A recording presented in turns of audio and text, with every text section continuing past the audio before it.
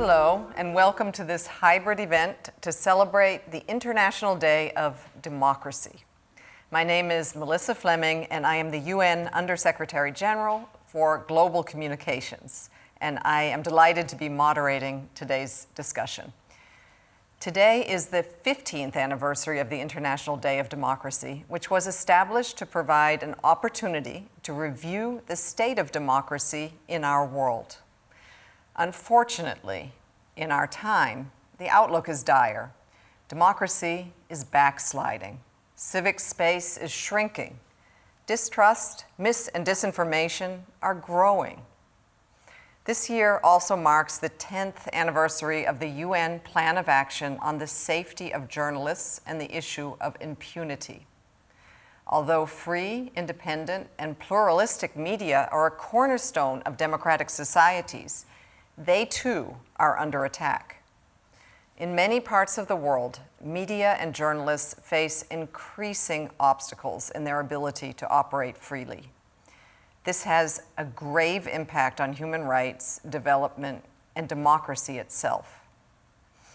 As a former journalist myself, this topic is dear to my heart, and I have seen firsthand the challenges and the dangers that media experience as they strive to keep the public informed on matters of public interest.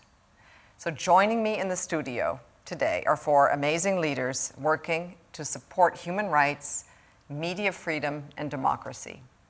Anne-Marie Ho, my colleague, who is the Executive Director of the UN Office for Partnership and also the UN Democracy Fund, who is our host today. Hi, Anne-Marie.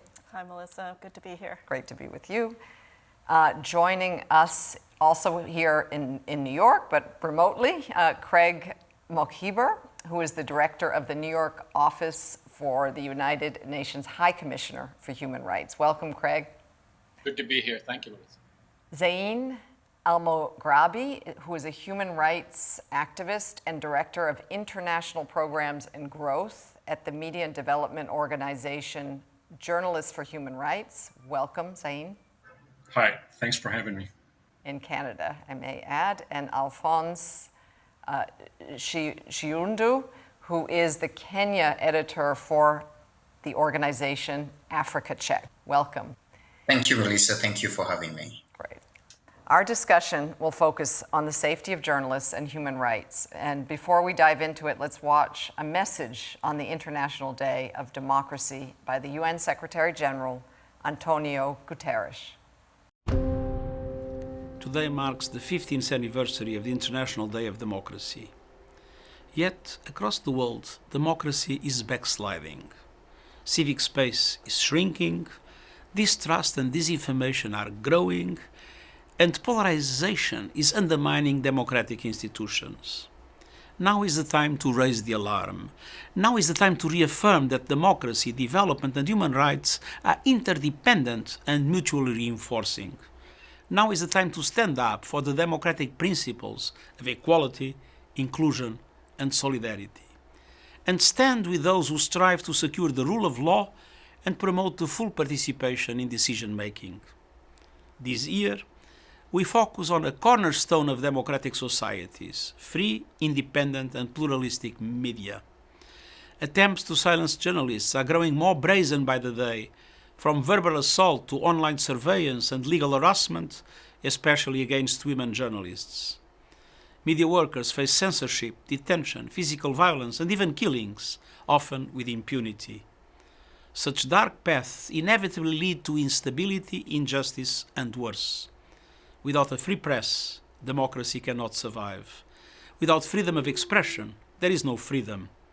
On Democracy Day and every day, let us join forces to secure freedom and protect the rights of all people everywhere. Thank you. To frame today's conversation, I am joined, as I mentioned, by the Executive Director of the UN Office for Partnerships, Anne-Marie Ho. Anne-Marie, you head up the UN Office for Partnerships, which houses also the UN Democracy Fund. And this fund, I'm sure we're going to learn more about it today, but works closely with civil society around the globe to protect and promote democratic initiatives, including work on media and freedom of information, which is, I think, really fundamental to a thriving democracy. You are a former journalist yourself. The Secretary General notes in his message that a cornerstone of democratic societies is a free, independent, and pluralistic media. Can you expand on this, given what you are seeing through your work and also through your experience? Thanks so much, Melissa. I mean, we know that a free press is really critical because an informed public can make informed decisions and also hold governments accountable. We need both for democracy to work. When media freedoms are under threat, the flow of information can be stifled, stilted, skewed, and cut off entirely. All of us on this panel, as you've said, we are former journalists or currently working as journalists. We can see and feel the increased challenges on the ground. As UNESCO has recently reported, 85% of the world's population has experienced a decline in press freedom in their country in just the past 5 years. At the UN Democracy Fund, 30% of our projects work to support media and freedom of information and expression. And I'm going to share with you a few examples. Drafting legal frameworks to access information in the Gambia, combating hate speech in Albania, supporting citizen journalism in Ukraine, and supporting media rights and freedom of expression in Sri Lanka. We're seeing the challenges that our partners are facing, and I really am looking forward to hearing more for both Alphonse and Zain today. That's why this year's International Day of Democracy, we really wanted to highlight the importance of free press. It's for democracy, for peace, and for delivering the Sustainable Development Goals. Thanks, Melissa, and I'm really looking forward to this discussion. Thanks so much, Anne-Marie, and also, wow, what a statistic. 85%, according to a UNESCO survey of the world's population, see a decline in world press freedom. Really concerning. So with that, let's further examine the worrying trends that we are seeing on the decline of media freedom.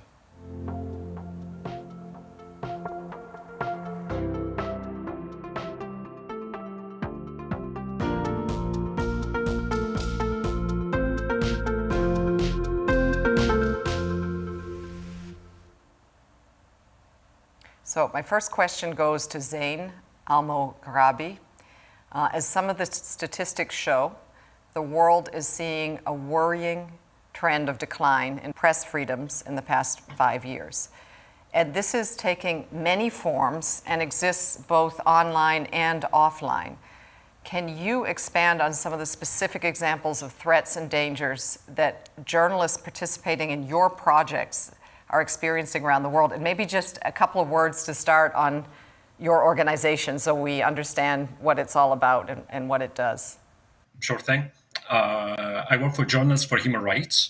It's a Canadian media development organization working internationally in particular on the issue of building the capacity of media, independent media across the globe to better and more effectively cover human rights issues and to be the fourth estate and to hold people in power to account. That's really great to hear. What do you see right now as the trends that we should be most concerned about, and some of the the worrying effects that these trends are having on the ability of journalists to kind of function and perform their vital role in democracies? Exactly like you said, press freedom has been declining steadily. Moreover, and unfortunately, new and modern threats have emerged during the past decade. In our recent history, anti-democratic forces have utilized oppression by targeting the physical safety and well-being of journalists and spreading misinformation through what we used to call propaganda platforms.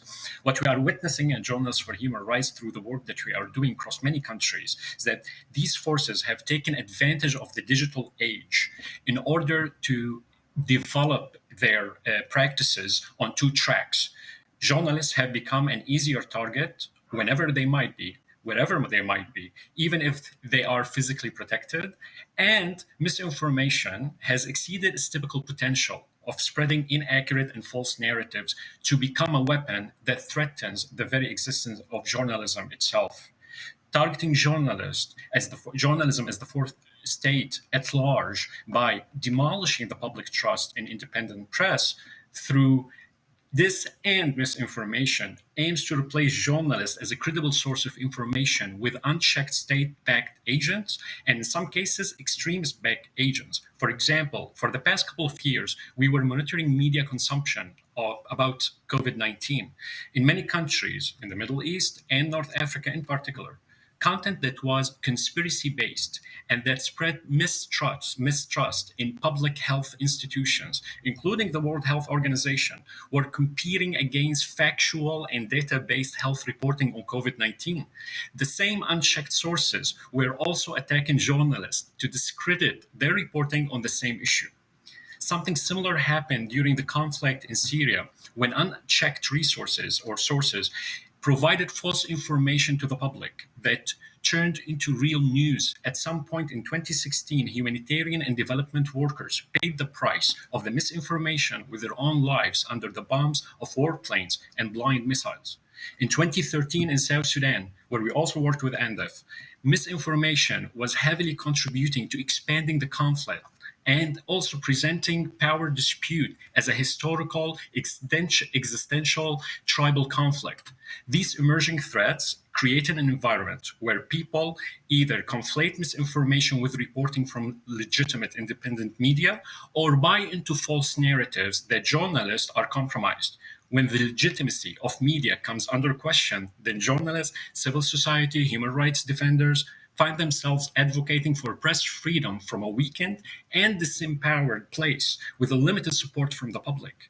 This positions the anti democratic forces to continue restricting the press more effectively, unfortunately, and to continue with the ongoing decline in press freedom. Wow, that's really worrying. So that really, you gave us a lot of evidence to show that the digital age has made things worse for journalists. They're easier targets. So it's not only the issues that they are reporting on, that false information can travel easier and faster and can be amplified louder, but also that the very journalists who are trying to portray the credible information are being subject to the attacks as well and turning their legitimacy into question. So we have a problem. Thank you for outlining that, and I hope we can come back to you to talk a little bit more about what can be done. And I think, because really key for us all here at the UN and all the organizations we represent is not only to really alert the world to the problem, but let's talk about what can we do, what are solutions. So thank you very much.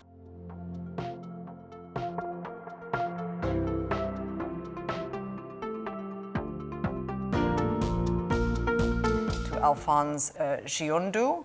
Can you give us a bit through the lens of your work at Africa Check? Also describe to us a bit what is Africa Check for those who have never heard of it, although everybody should have.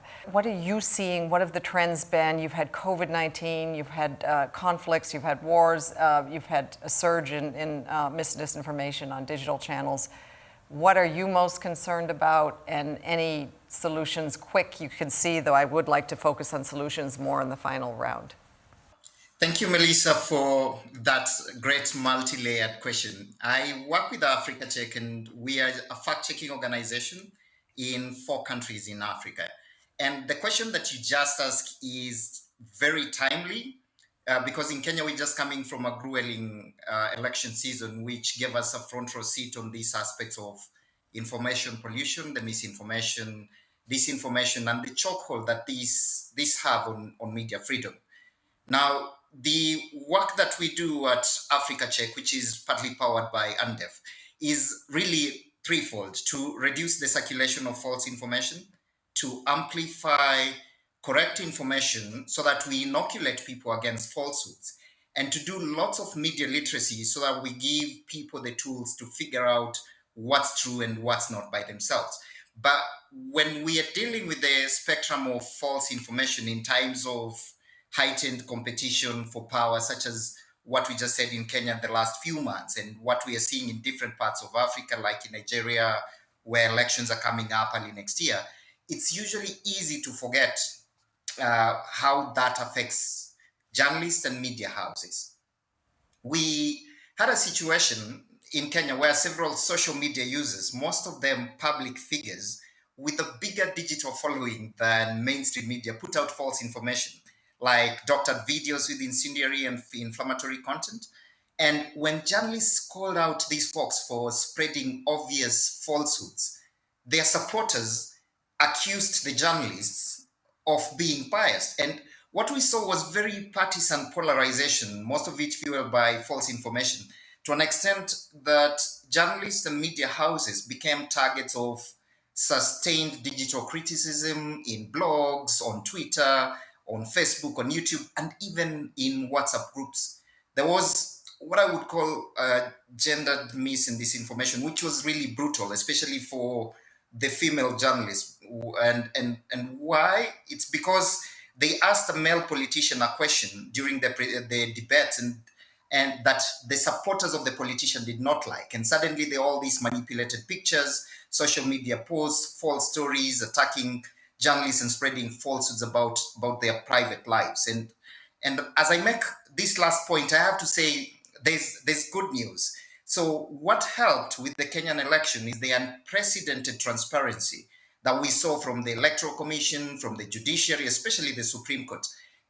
These institutions gave journalists, the media, and the media all access to spokespeople, to information, to facts, and patiently explained their processes and decisions.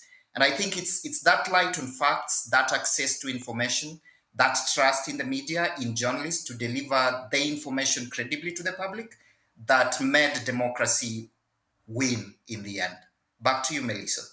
Thank you for that bit of good news, and that shows that if you have responsible institutions aligned with the journalists, then it works. But one follow-up question, because we read a lot of criticism in the media about Meta in particular around the Kenya elections, and that despite the warnings that there could be a repeat of election violence that would be spurred by mis and disinformation on social media platforms, that the moderation didn't seem to be working, and that there was a proliferation of false information and actually really hateful language circulating, and very little done to moderate it.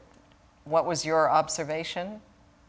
Now, my observation when we look at the work that we do with Meta and with the platforms across, so with Twitter, with TikTok, and all those platforms, we collaborated with them ahead of the elections.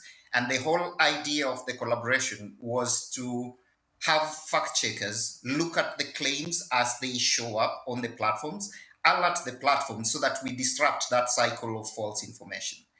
The only problem is there was an avalanche, a flood of misinformation, and the tools that we had, the strategies that we had laid out were not forward-looking. We did not anticipate some of the changing, some of the evolutions, and some of the tricks that the people familiar with the work that fact checkers do with the platforms deployed so that to go around what we had planned for this election.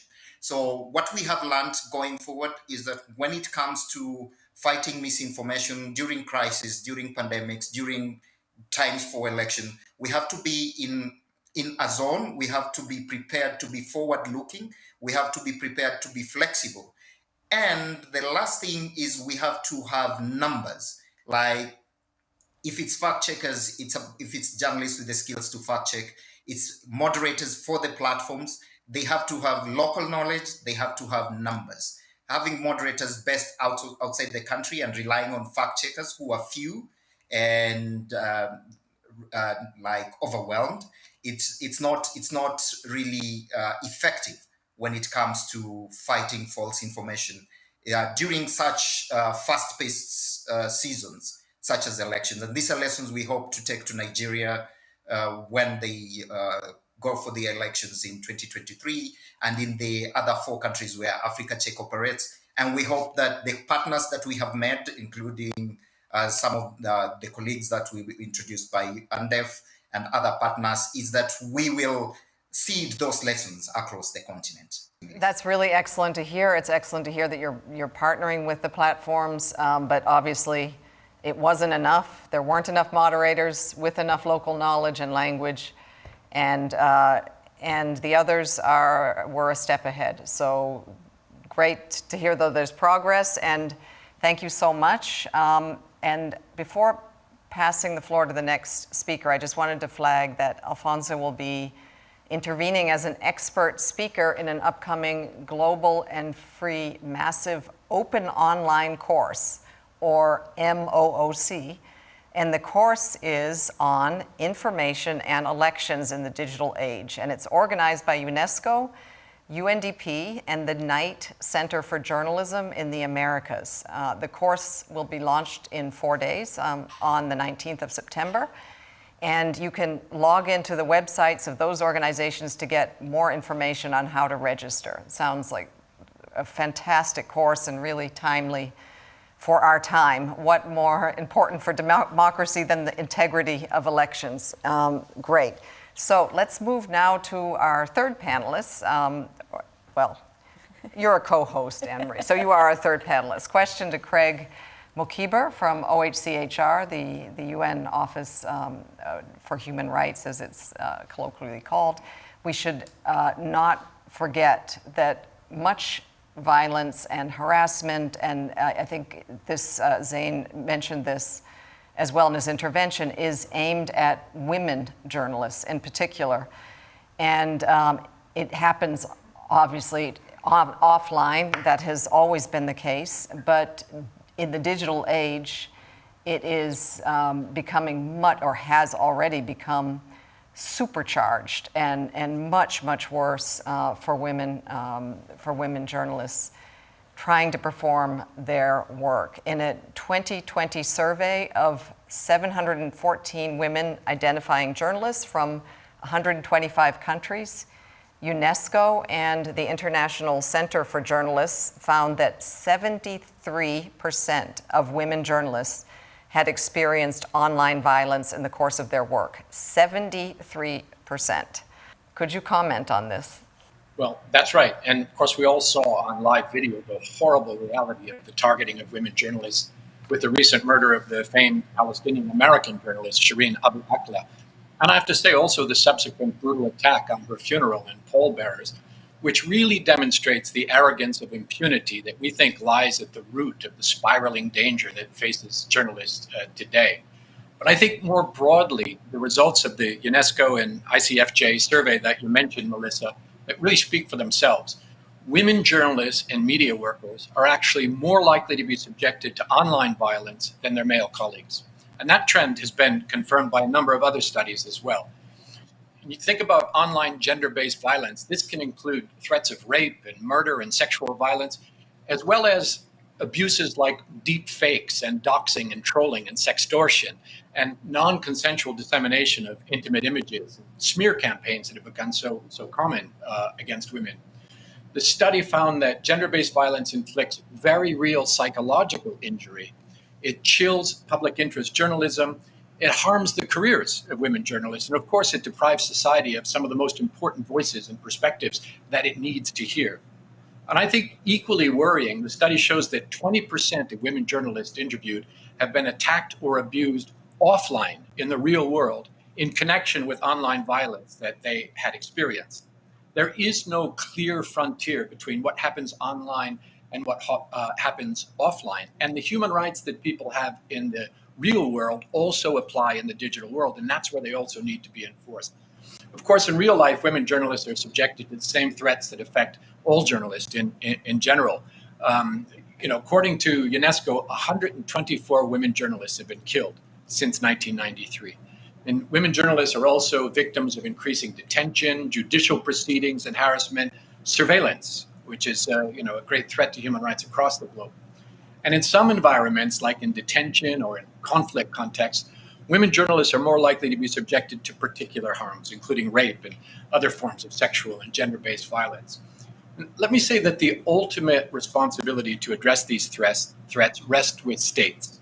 Since 2017, that's why the UN General Assembly, the UN Human Rights Council, have adopted a number of resolutions calling on states to create and maintain, in law and in practice, a safe, enabling environment for women journalists by combating both online and offline sexual and gender-based discrimination and violence that's directed at them.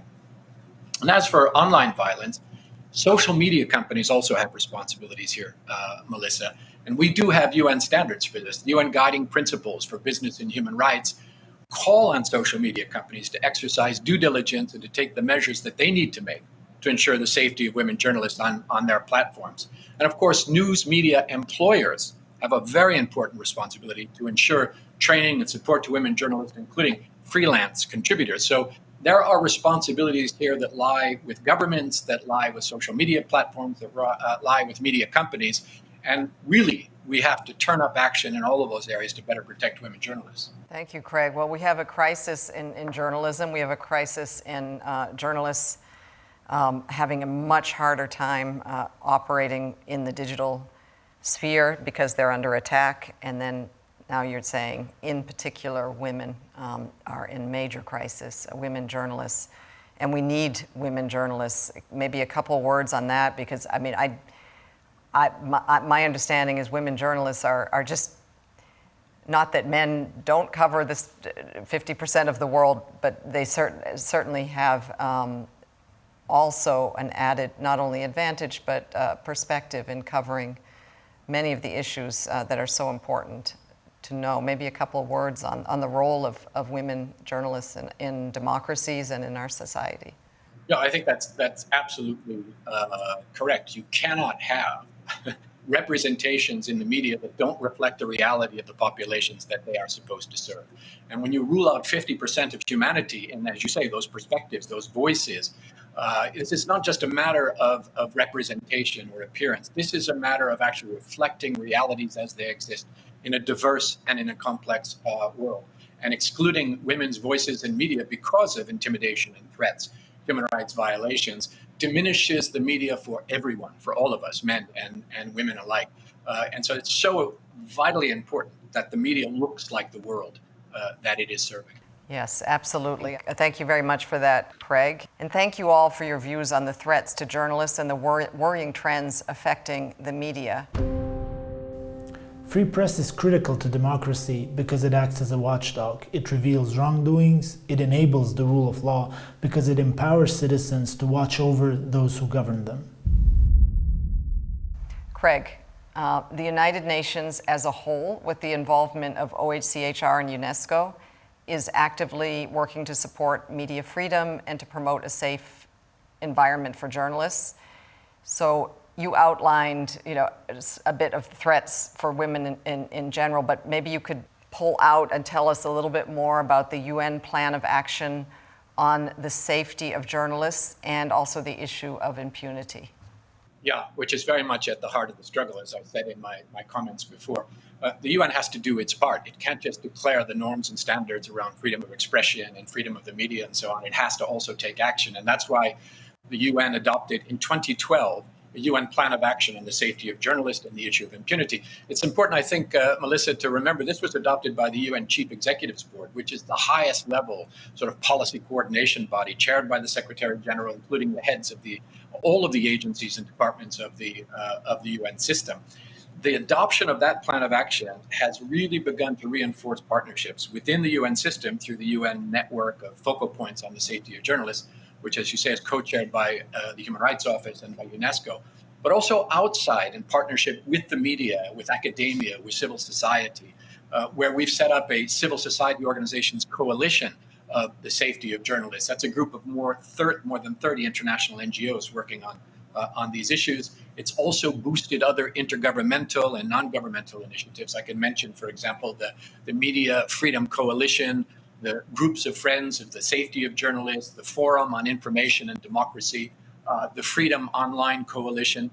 And then in addition, to scale up UN awareness and action to prevent and address actual attacks against journalists and media workers, UNESCO and OHCHR have released a resource kit for UN staff on the safety of journalists, a number of training courses on media freedom and the safety of journalists, and some real capacity building activities for journalists themselves for professional associations of journalists, judicial actors, security forces, all on international standards on freedom of expression, on access to information, on the safety of journalists, on what's expected at the actual on the ground to ensure the safety of journalists. This year, as you said, Melissa, marks the 10th anniversary of the UN Plan of Action. And to commemorate this and to give it more life, the government of Austria is now organizing, in cooperation with the Human Rights Office and UNESCO, a global conference that will be held in Vienna in the beginning of November. That conference is going to provide a global strategic opportunity to renew the dedication that we need and the commitment of states that we need more of, but also of the UN and civil society, of all of our partners, to prioritize freedom of expression, to prioritize the safety of journalists. And I think it's also a very good opportunity for us to better mobilize the UN's advocacy, our joint advocacy, so that we can really see how we respond to, for example, the killing of Shireen Abu Akleh that I mentioned as well, where we saw very strong messages from the Secretary General, the High Commissioner for Human Rights, the Director General of UNESCO, several independent UN experts and special rapporteurs, all of which came together to call for independent and transparent investigations, for an end to impunity, for accountability, and for safe space for our journalists and media professionals.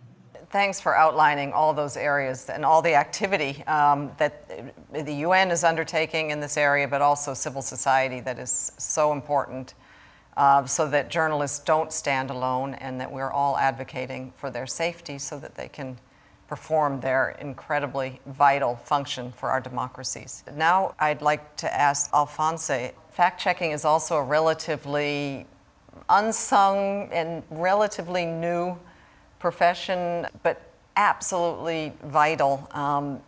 How does it, though, relate to freedom of the press? Like, how would you describe that? And any also solutions that you might see that you weren't able to mention before?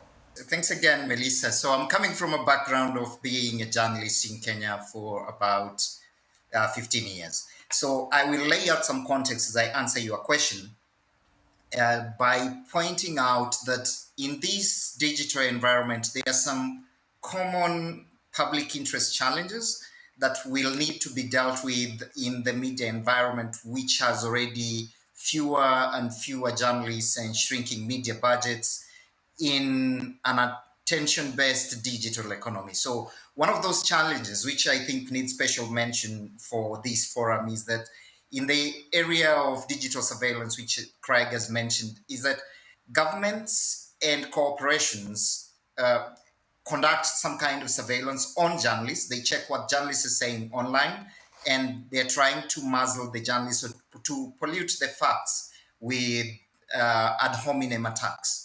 So this is unlikely to go away anytime soon because it appears embedded in the very nature of the political economy of the many countries in Africa where we operate in, more so when we juxtapose it against media ownership, against revenues, and against the news sources that journalists speak to.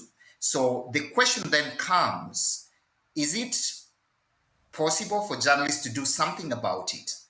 And my quick answer is yes. And we experimented bits of it during the election. And we said we need to collaborate more. And we formed a collaborative journalism project, which it was sort of a coalition of the willing. We called it Fumbua, which is Kiswahili for uncover or debunk. And it brought together journalists from mainstream independent freelancers, influencers, digital content creators, fact checkers, cartoonists, social media platforms, regulators. The idea was for us to sit together to understand what everyone is doing. And as we approach the high stakes election, we just wanted to create a coalition, to build a coalition of people interested in breaking the cycle of misinformation, which is a big thing in Kenya that has affected the elections in 2013, 2017, and now in 2022. And we have a lot of lessons to share. So the first one is that there is a need to build solidarity in the media ecosystem, especially with fearless independent journalists and the journalism startups who continue not only to face the traditional threats of being muzzled for what they say, but also the new digital threats and the digital criticism from random people who label them as projects of some shadowy benefactor with an agenda against the people.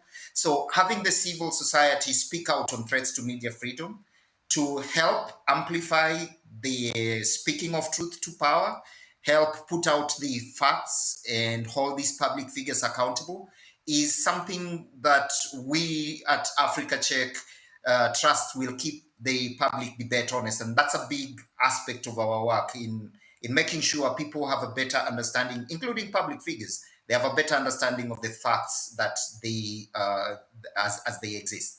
So we keep experimenting, we keep learning, and because these digital challenges to media freedom and to press freedom will keep evolving. And as I mentioned, approaching the next watershed period for misinformation with the same strategies that we applied previously might not work, because the peddlers of misinformation, the merchants of disinformation, keep changing their strategies as they try to be more effective.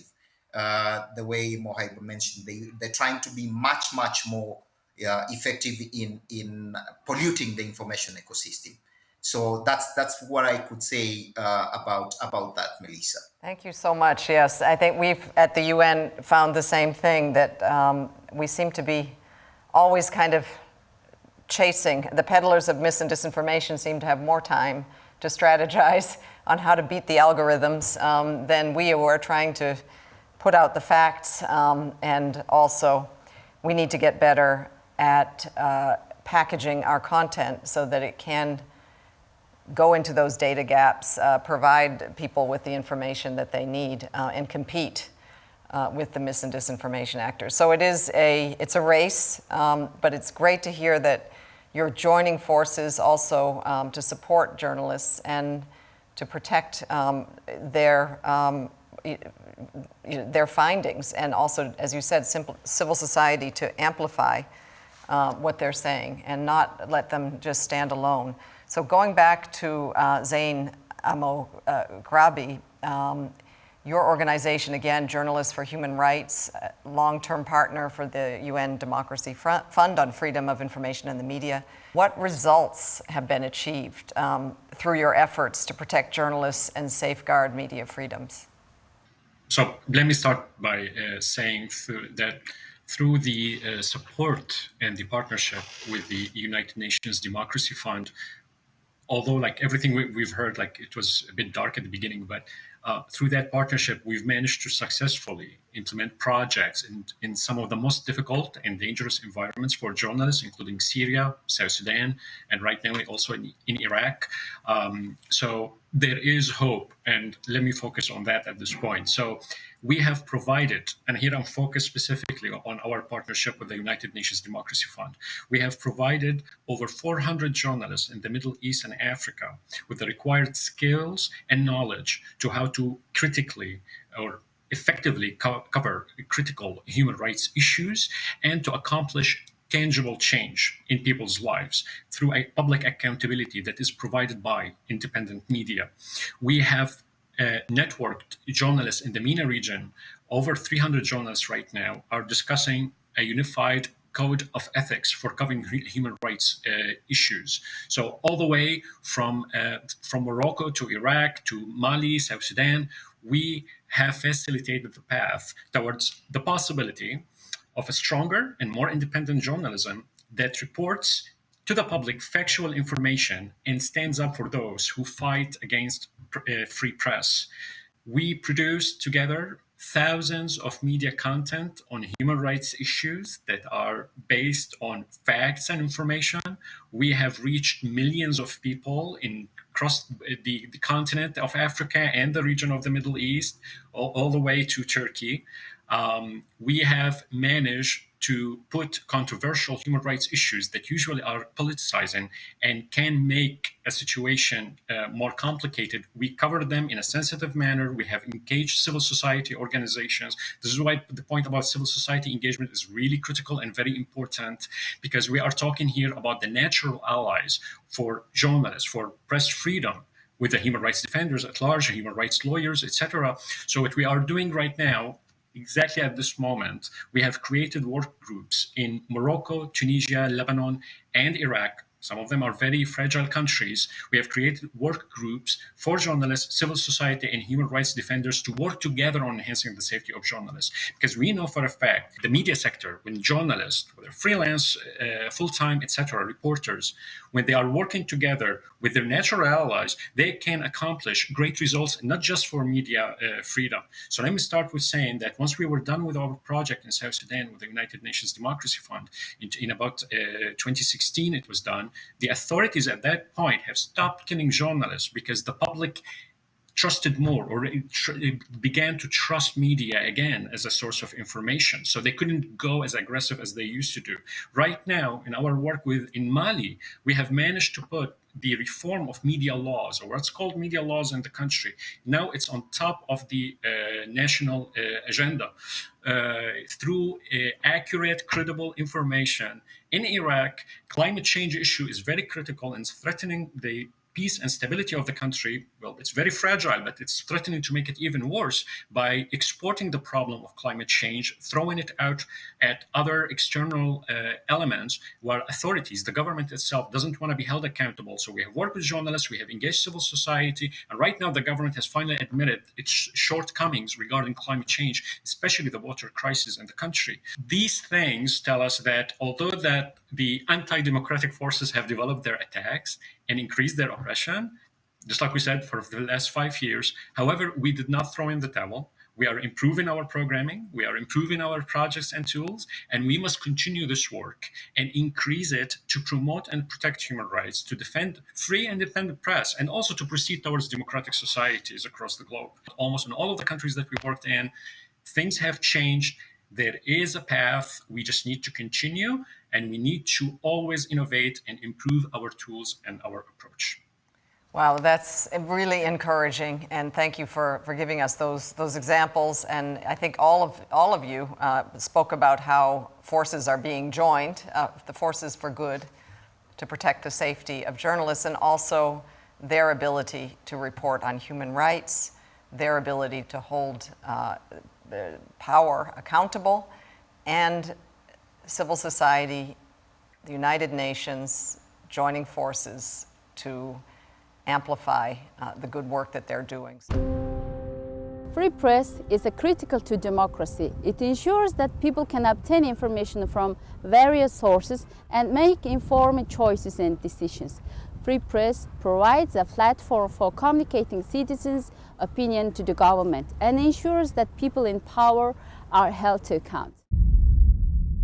So thank you all for your insights. I'd like to ask Anne-Marie Ho if she'd like to react here. Yeah, I was just going to jump in here, and I really loved what this reduce the circulation of misinformation, what Alphonse just said, and he said it a couple of times, and it just reminded me that there's also what we're as consumers of information, which I am now as a former journalist. I'm now a consumer of information, and the amazing work that we've been doing through the Verified campaign, and something about pause. And when you said reduce the circulation, and it's just putting pause. And I don't know, Melissa, if you would be willing to share a little bit about that, because I actually think that kind of goes full circle. So we've got what we need to do to support journalists and what we need to do as consumers in order for us in our everyday lives, if we hit that pause button, that we are also in our own way supporting journalism. Yeah, I mean, I think thanks, Anne-Marie. I think it's linked also to media literacy, which I think Craig also mentioned, as it's also very important that we work with the public so that they understand how to navigate this really bewildering information ecosystem and space, and so that they also don't become part of the problem. So under our Verified initiative, which not only tried to make UN information more consumable and more competitive with mis and disinformation, but good information, but we also worked on getting people to understand that they need to check what they're reading, that they need to be their own investigators. Look at the source, don't be impulsive, because that's exactly what the algorithms are trained to get you to do. Your hearts start to race, share it further. You're going to be part of the problem. So we can also, as members of the public, learn about our own responsibility in supporting a healthy information environment and not spreading mis and disinformation further. So our motto is pause, take care before you share. And I think combined, as we said, we bring all of these forces together with more awareness, with the alarm that we have and the alarm bells that you sounded on journalism being under threat, journalists being under attack. Journalists being a pillar of our democracies, or even in countries where there's no democracy, really important structure, but also the online environment is something that we need to address. So I really thank you all for your insights, and it's so encouraging to see your dedicated work to promote free, independent, and diverse media. And as we've just heard, journalists and as such democracy, again, are under threat. And clearly, civil society and all of us play a key role to ensure transparency of public affairs and a free, independent, and pluralistic media. So thank you again for participating in this panel. Thank you for your reflections. And before we close, though, I would like to go around and invite each of you to share one word that you will keep in mind during this International Day of Democracy. I'm going to ask Anne-Marie to go first. Yeah, I jotted down so many words, and I think the one I'm going to end with is really solidarity. I heard that loud and clear from all of you, our partners, and that's the word that I'm going to continue to push, and we need solidarity in all of the work that we're doing to keep journalists safe and media free. Great. How about you, Craig? Let me go with responsibility in that case. The responsibility of holding perpetrators to account, the responsibility of all of us as media consumers to do as you suggested, Melissa, to pause and to make sure that we're not spreading disinformation and misinformation, the responsibility of the UN to be true to its own norms and standards, the responsibility of media companies to do their part as well. Absolutely agree. How about you, Alphonse? I will go with agility. So the agility of fact checkers to adapt and figure out strategies to fight misinformation as these evolve. Ability of platforms to also adapt their algorithms, adapt their tools, internal tools to disrupt the flow of misinformation. And the agility of the civil society to find ways to protect journalists from the threats that they are suffering or facing from the digital ecosystem. Excellent. Thank you, Alphonse. And last but not least, Zain? I would say accountability. Whether we are looking at accountability at people in power, formal power structure or informal power structure, or even towards ourselves as a civil society, as journalists, as human rights lawyers, we should always keep that in mind, because if accountability is functional, good governance main element is functional, then even misinformation will not have enough space. So it's a fight that on many different kind of fronts, then we have to always remember that accountability is the base for a good governance. And once there's good governance, we can handle misinformation and stop it before it causes severe damage, because it's doing that already. Excellent. Thank you. I think that was a really inspiring way to end. I might just take the liberty to say, maybe add one point, unity. I think I heard a lot of examples of joining forces to support the freedom and the safety of journalists and the reporting of the facts. So thank you everyone for joining us today, and thank you to the UN Democracy Fund and OHCHR for your support. Take care.